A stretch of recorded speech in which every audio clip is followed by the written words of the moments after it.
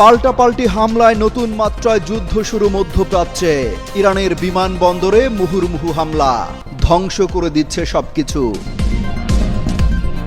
মধ্যপ্রাচ্যের সব মার্কিন ঘাঁটিতে টানা হামলা চালানোর আহ্বান ইরানিদের। টার্গেট সৌদি, কাতার, কুয়েত, বাহরাইন ও ইরাকের ঘাঁটি। ইরানে হামলা চালাতে অংশ নেয় যুক্তরাষ্ট্রের শতাধিক যুদ্ধ বিমানের বহর। নজিরবিহীন অভিযানে ছিল 7টি B-2 বোমারু বিমান। আবারও আলোচনা ইসরায়েলকে ক্যান্সার আখ্যা দেয়া রকেটম্যান খ্যাত কিম জং উন। এবার যুক্তরাষ্ট্রকেও দিলেন প্রতিরোধের হুঁশিয়ারি। মার্কিন হামলার প্রতিবাদে ফুঁসে উঠেছে ইরান ও তার মিত্ররা। নতুন করে ইয়েমেন থেকেও ইসরায়েলে চালানো হচ্ছে হামলা।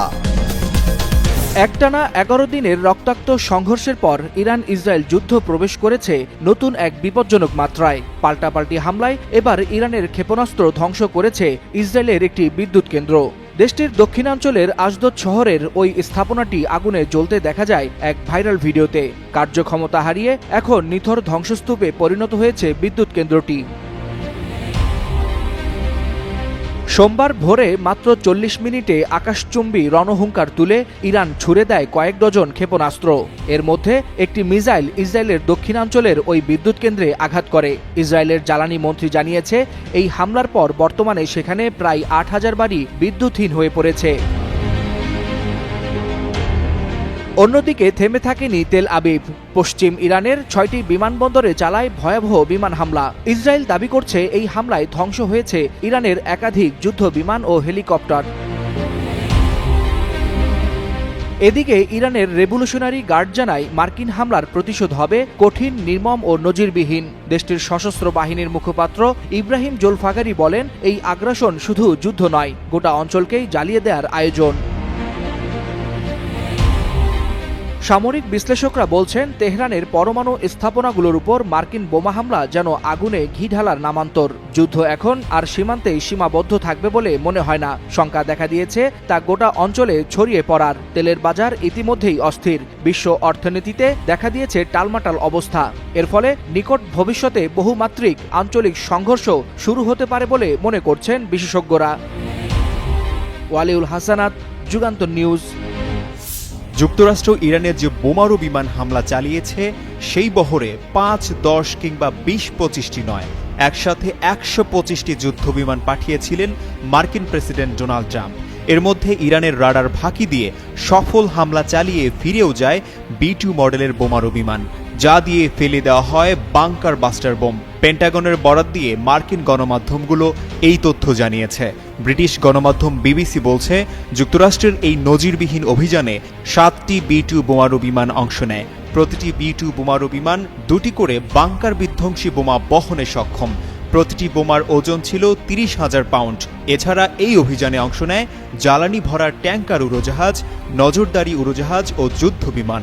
অর্থাৎ কোনো কারণে প্রথম বহরের যুদ্ধবিমান প্রতিরোধের মুখে পড়লে যেন তাৎক্ষণিক বাকি যুদ্ধবিমান দিয়ে পাল্টা হামলা চালানো যায়।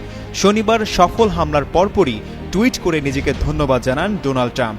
তিনি ঘোষণা দেন, ইরানের গুরুত্বপূর্ণ 3টি পরমাণু কেন্দ্র ধ্বংস করে দেওয়া হয়েছে, আর সফলভাবে সেই হামলায় অংশ নেওয়া যুদ্ধ বিমানগুলো আমেরিকায় ফিরে গেছে। CNN বলছে, টানা 37 ঘন্টা যুক্তরাষ্ট্র থেকে উড়ে এসে ইরানে হামলা চালায় বিমানগুলো। যদিও কিছু কিছু গণমাধ্যম বলছে, ইরানকে জানিয়েই এই হামলা চালায় যুক্তরাষ্ট্র। কোথাও যুদ্ধ হবে আর সেখানে কিম জং উনের নাম আসবে না, তা কি করে হয়? ইরান ইসরায়েল যুদ্ধে শুরুতে চুপচাপে ছিলেন, দেখে শুনে একটা কথা বলেছেন, সেটাই সাথে সাথে বিশ্ব গণমাধ্যমের শিরোনাম হয়ে গেছে। ইসরায়েলকে মধ্যপ্রাচ্যের ক্যান্সার বলে অভিহিত করেন রকেটম্যান খ্যাত কিম। এবার শুধু ইসরায়েলকে নয়, তার সাথে যুক্তরাষ্ট্রকেও প্রতিহতের ডাক দিয়েছেন তিনি। ইরানে যেভাবে একপাক্ষিক যুক্তরাষ্ট্র হামলা চালিয়েছে, তার তীব্র নিন্দা জানিয়েছে উত্তর কোরিয়া। দেশটির পররাষ্ট্র মন্ত্রণালয়ের একজন মুখপাত্র বলেছেন, ইরানের উপর যুক্তরাষ্ট্রের হামলা জাতিসংঘের সনদের লঙ্ঘন।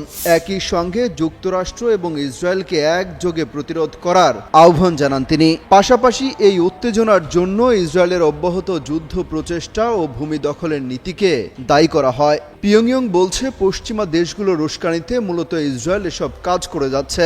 সোমবার আল জাজিরার এক প্রতিবেদনে এই তথ্য জানানো হয়।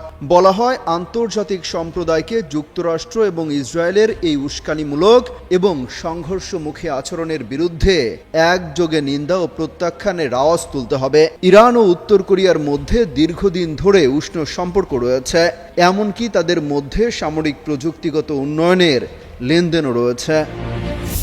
বরং দ্বিমত হও, আস্থা রাখো দ্বিতীয় বিদ্যায়, বরং বুদ্ধির নখে শান দাও, প্রতিবাদ করো। মধ্যপ্রাচ্যে চলমান সংঘাতে ইরানের মাথা নত না করা যেন এই বাণীরই বাস্তব রূপ। তবে ইরান ইসরায়েলের এই সংঘাত, ধ্বংসযজ্ঞ ও মৃত্যুযাত্রার শেষ আসলে কোথায়? এই প্রশ্নে এখন বিক্ষত গোটা বিশ্ব। ইসরায়েলি সামরিক বাহিনী নতুন করে পশ্চিম, পূর্ব এবং মধ্য ইরানে কমপক্ষে ৬টি বিমানবন্দরে বিমান হামলা চালিয়েছে। ইসরায়েলি সেনাবাহিনী সামাজিক যোগাযোগ মাধ্যম এক্সে দেওয়া এক বিবৃতিতে দাবি করেছে, দূর থেকে চালিত বিমান হামলায় ১৫টি ইরানি বিমান এবং হেলিকপ্টার ধ্বংস হয়েছে। এই হামলায় তেহরানের মেহেরাবাদ, মাশহাদ এবং দেসফুল বিমানবন্দরগুলোকে লক্ষ্যবস্তু করা হয়েছে বলে উল্লেখ করা হয়েছে। এক্স পোস্টে আরও বলা হয়েছে, এই হামলায় রানওয়ে, ভূগর্ভস্থ বাংকার এবং একটি জ্বালানি ভর্তি বিমান ও ইরানের সামরিক বাহিনীর F-14, F-5 এবং AH-1 বিমান ক্ষতিগ্রস্ত হয়েছে। ইসরায়েলি বাহিনীর ভাষ্যমতে এই হামলার উদ্দেশ্য ছিল বিমানবন্দরগুলো থেকে ইরানের উজ্জয়ন ক্ষমতা এবং তাদের সামরিক বিমান শক্তি পরিচালনা ব্যাহত করা। গত ১৩ জুন থেকে ইরান ও ইসরায়েলের মধ্যে পাল্টাপাল্টি হামলা চলছে। সেদিন ইসরায়েল ইরানের পারমাণবিক স্থাপনা লক্ষ্য করে হামলা চালায়, যার জবাবে তেহরান ও তেল আবিবে পাল্টা হামলা চালায়। সবশেষ শনিবার ইরানের পরমাণু কেন্দ্রে হামলা চালিয়ে এই যুদ্ধে জড়িয়ে পড়েছে যুক্তরাষ্ট্র। তামান্না তাবাসসুম ত্রিয়া, যুগান্তর নিউজ। মধ্যপ্রাচ্যের প্রায় সব দেশেই ঘাঁটি গেড়ে বসে আছে যুক্তরাষ্ট্র। মোতায়েন করা আছে হাজার হাজার সেনা। সেখান থেকে যে কোনো দেশের উপর যখন তখন ছড়ি ঘোরায় তারা। এবার ইরানের পরমাণু স্থাপনায় বিমান হামলার জবাবে টার্গেট করা হচ্ছে এসব মার্কিন ঘাঁটিগুলো। মূলত ইরানের রাজনীতিবিদ এবং মিডিয়া ব্যক্তিত্বরাই এই হামলার আহ্বান জানিয়েছে ইরান সরকারের প্রতি। ইরানের রাষ্ট্রীয় টেলিভিশন চ্যানেল 3 মধ্যপ্রাচ্যে অবস্থিত কয়েকটি মার্কিন সামরিক ঘাঁটির একটি মানচিত্র প্রকাশ করেছে, যা ইরানি ক্ষেপণাস্ত্রের আওতায় রয়েছে। এর মধ্যে সৌদি আরব, কাতার, কুয়েত, বাহরাইন ও ইরাকের মার্কিন ঘাঁটিগুলো অন্তর্ভুক্ত। চ্যানেল 3 এর উপস্থাপক মেহেদি খানালি জাদেহ যুক্তরাষ্ট্রকে হুঁশিয়ারি দিয়ে বলেছেন, এখন আগের চেয়ে স্পষ্ট, কেবল ইরানি জাতির জন্য নয়, বরং এই অঞ্চলের সব জনগণের জন্য সব মার্কিন নাগরিক ও সামরিক কর্মীরা এখন বৈধ লক্ষ্যবস্তু। ট্রাম্পকে উদ্দেশ্য করে তিনি আরও বলেন, আমরা আলোচনা করছিলাম এবং কূটনৈতিক পথে এগোচ্ছিলাম, কিন্তু আপনারা আপনাদের সেনাদের রক্ত ঝরিয়েছেন। ওভাল অফিসে মার্কিন প্রেসিডেন্ট ওয়াশিংটনে 50,000 মার্কিন সৈন্যের কফিন গ্রহণ করার সিদ্ধান্ত নিয়েছেন। খামেনি সমর্থিত কেহান পত্রিকার প্রধান হুসাইন শরীয়ত মাদারি বাহরাইনে মার্কিন নৌবাহিনীর উপর অবিলম্বে ক্ষেপণাস্ত্র বর্ষণের আহ্বান জানিয়েছেন। তিনি হরমুজ প্রণালী বন্ধ করে যুক্তরাষ্ট্র, যুক্তরাজ্য, ফ্রান্স ও জার্মানি থেকে জাহাজ প্রবেশাধিকার বন্ধ করার উপর জোর দেন। ইরানের সংসদের ডানপন্থী সদস্য হামিদ রাসাইও সৌদি আরবে অবস্থিত মার্কিন ঘাঁটিতে আঘাত হানার কথা বলেছেন। ইরানের পারমাণবিক সংস্থা এই হামলাকে জঘন্য কাজ আখ্যা দিয়ে বলেছে, এটি আন্তর্জাতিক আইন, বিশেষ করে নিউক্লিয়ার নন প্রলিফারেশন চুক্তি NPT লঙ্ঘন করেছে। এই পরিস্থিতিতে মধ্যপ্রাচ্যের ভবিষ্যৎ কোন দিকে মোড় নেয় সেটাই এখন দেখার বিষয়। তামান্না তাবাসসুম ত্রিয়া, যুগান্তর নিউজ।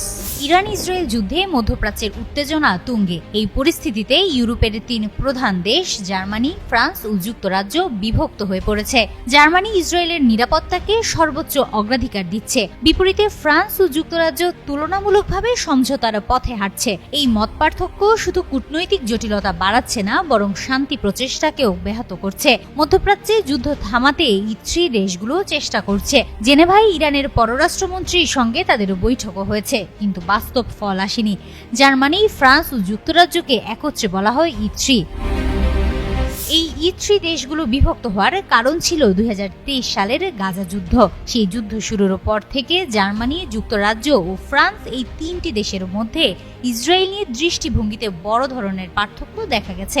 জার্মানি সবসময় ইসরায়েলের ঘনিষ্ঠ মিত্র, তাদের বিরুদ্ধে কোনো সমালোচনায় যায়নি, যুদ্ধেও ইসরায়েলকে সহায়তা করছে। অন্যদিকে যুক্তরাজ্য কিছুটা কঠোর মনোভাব নিয়েছে। ফ্রান্স যুদ্ধবিরতির আহ্বান জানিয়েছে অনেক আগেই। তবে E3 অর্থনৈতিক ও সামরিকভাবে শক্তিশালী হলেও ইরান বা ইসরায়েলের জাতীয় নিরাপত্তা ও যুদ্ধ সংক্রান্ত সিদ্ধান্তে তাদের প্রভাব খুবই সীমিত। তারা পারমাণবিক শক্তিধর ও সামরিক সক্ষম হলেও তেহরান বা তেলাবিব বাইরের চাপ মানে না। হিমাতুল জান্নাত, যুগান্তর নিউজ। ইরানি মিসাইলের তাণ্ডবে কাঁপছে পুরো ইসরায়েল। আতঙ্কে দেশ ছেড়ে পালাচ্ছে নাগরিকরা। ৭৭ বছর আগে গড়ে ওঠা স্বপ্নের এই রাষ্ট্র কি আজ ইতিহাসের শেষ প্রান্তে দাঁড়িয়ে? ইহুদি ধর্মীয় বিশ্বাসে আছে ইসরায়েলের মতো একটি ইহুদি রাষ্ট্র ৮০ বছরের বেশি স্থায়ী হয় না। সেই ভবিষ্যৎবাণী যেন আজ বাস্তব হয়ে উঠেছে। প্রায় ৮ দশক আগে যেভাবে সমুদ্র পথে এসেছিল, আজ ঠিক সেই পথেই পালাচ্ছে ইসরায়েলিরা। তেল আবিব, হাইফা, আশদোদ সহ বড় বড় শহরগুলো ইরানি মিসাইলের আঘাতে ধ্বংসস্তূপে পরিণত। সাইরেন বাজছে, আতঙ্কে মানুষ ছুটছে বাংকারে, আর যারাই পারছে পাড়ি দিচ্ছে ইউরোপের দিকে। বিমানবন্দরে কড়া নজরদারি। সরকার দেশ থেকে অনানুষ্ঠানিক নিষেধাজ্ঞা দিলেও সাগর পথে সাইপ্রাস, গ্রিস, ইতালি হয়ে ইউরোপের নানা প্রান্তে ছড়িয়ে পড়ছে পলায়নপর ইসরায়েলিরা। তালমুদের শেমিতা চক্র ও জুবিলি বছর নিয়ে বহু ইহুদি রাবাই মনে করেন ইহুদি রাষ্ট্রের আয়ু ৮০ বছর, তারপরেই পতন। রাবাই ইসরায়েল ফ্রিডম্যান বলেন, প্রথম টেম্পল, দ্বিতীয় টেম্পল সবই ধ্বংস হয়েছে এই সময়ের মধ্যেই। ধর্ম বিশেষজ্ঞ ইয়োনাহ কারিম বলেন, ১৯৪৮ সালে জন্ম নেয়া ইসরায়েল ২০২৮ সালে ৮০ বছরে পা দেবে। তার আগেই পরিবর্তন না এলে সামনে ভয়াবহ বিপর্যয় অপেক্ষা করছে। পিও রিসার্চ বলছে, যুব সমাজের ৩৮% দেশ ত্যাগ করতে চায়। রাজনৈতিক বিশ্লেষক গেদেওন লেভি বলেন, মানুষ বিশ্বাস হারিয়েছে যে রাষ্ট্র আর তাদের রক্ষা করতে পারবে না। আত্মবিশ্বাস ভেঙে পড়েছে, আর তাই পালিয়ে যাওয়াই এখন একমাত্র পথ। সাগর পথে যখন ইসরায়েলিরা ইউরোপে পাড়ি দিচ্ছে, তখন প্রশ্ন উঠছে, এটা কি শুধুই যুদ্ধের ভয়, নাকি সত্যি বাস্তব হয়ে উঠছে সেই বহু পুরাতন ধর্মীয় ভবিষ্যৎবাণী? ধর্ম, ইতিহাস আর বাস্তবতা মিলিয়ে আজ এক দোদুল্যমান ভবিষ্যতের মুখোমুখি ইহুদি জাতি। ওয়ালিউল হাসানাত, যুগান্তর নিউজ। মার্কিন হামলার প্রতিবাদে যেন ফুঁসে উঠেছে ইরান ও তার মিত্ররা। ইসরায়েলের বিরুদ্ধে নতুন আরেকটি দেশ থেকে হামলা হয়েছে। তবে এবার হামলাটি এসেছে মধ্যপ্রাচ্যের আরেক প্রান্ত ইয়েমেন থেকে। সোমবার ভোরে ইসরায়েলের আকাশে সাইরেন বাজতে শুরু করে। কিছুক্ষণের মধ্যেই জানা যায় ইয়েমেন থেকে ছোড়া ক্ষেপণাস্ত্র লক্ষ্যভ্রষ্ট না হয়ে ইসরায়েলের অভিমুখেই ধেয়ে আসছে। বিষয়টি নিশ্চিত করেছে ইরানের আধা সরকারি বার্তা সংস্থা ফার্স নিউজ এবং কাতার ভিত্তিক আল জাজিরা। যদিও ইসরায়েল শুরুতে ধারণা করেছিল এটি ইরানের দিক থেকে এসেছে, পরবর্তীতে জানা যায় এটি ইয়েমেনি জোটের কাজ। অপারেশন ট্রু প্রমিস এর আওতায় ২১তম হামলার আগেই এমন বিস্ময়কর হামলা নতুন মাত্রা যোগ করেছে চলমান মধ্যপ্রাচ্য উত্তেজনায়। এর আগে ১৩ জুন ইসরায়েলের চালানো হামলায় ইরানের রাজধানী তেহরান ও আশপাশের এলাকায় ব্যাপক ধ্বংসযজ্ঞ হয়। নিহত হন ৪ শতাধিক ইরানি নাগরিক, যাদের মধ্যে ছিলেন সামরিক কর্মকর্তা, পারমাণবিক প্রকৌশলী ও বেসামরিক মানুষ। জবাবে ২২ জুন পর্যন্ত ইরান অপারেশন ট্রু প্রমিস ৩ এর আওতায় ২০ দফায় ক্ষেপণাস্ত্র হামলা চালায় ইসরায়েলের বিভিন্ন লক্ষ্যবস্তুতে। আর এখন ইয়েমেনি হামলা যুদ্ধ পরিস্থিতিকে আরও বিস্তৃত ও জটিল করে তুলছে।